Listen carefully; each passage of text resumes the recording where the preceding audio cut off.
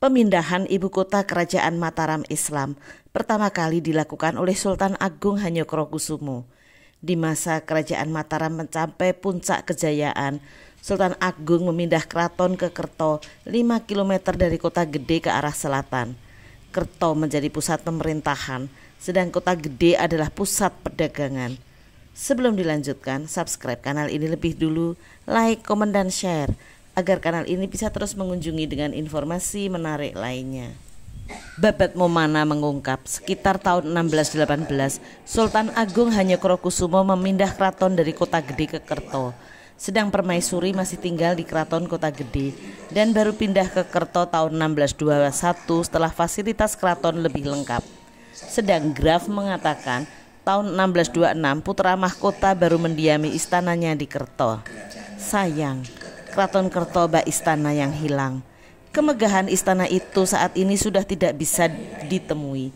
Yang tersisa di kawasan tersebut tinggal 2 buah umpak batu untuk pasak mendirikan bangunan.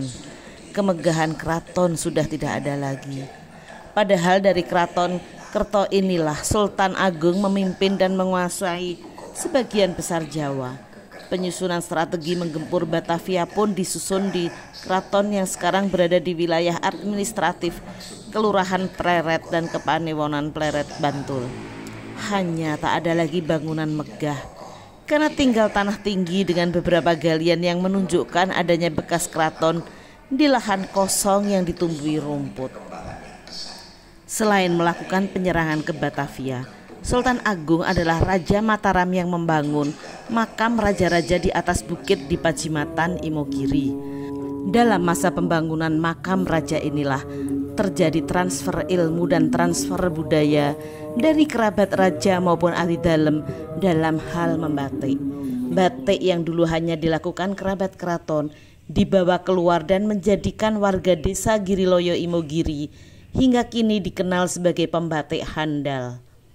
Sultan Agung juga membuat kalender Jawa yang merupakan kombinasi kalender Saka dan Hijriah yang dikenal dengan nama kalender Sultan Agung, serta melahirkan ilmu dalam pertanian yang kini disebut perhitungan Pranoto Mongso. Di masa sebelum terjadi kerusakan musim yang ekstrim seperti sekarang, Pranoto Mongso ini sangat berarti bagi petani dalam menentukan musim tanam dan musim panen.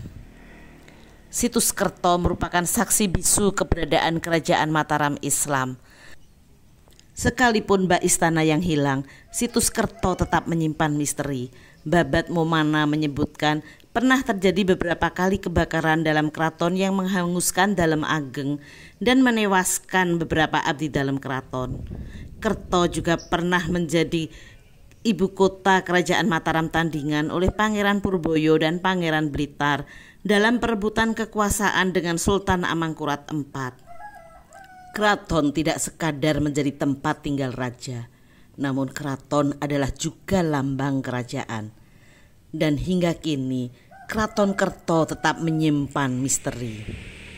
Atas kehendak Sri Sultan Hamengkubuwono ke-9, salah satu umpak bersejarah masa kejayaan Mataram Islam yang diketemukan di bekas Keraton Kerto dibawa ke Yogyakarta dan kemudian dijadikan umpak Masjid Soko Tunggal Taman Sari, Yogyakarta.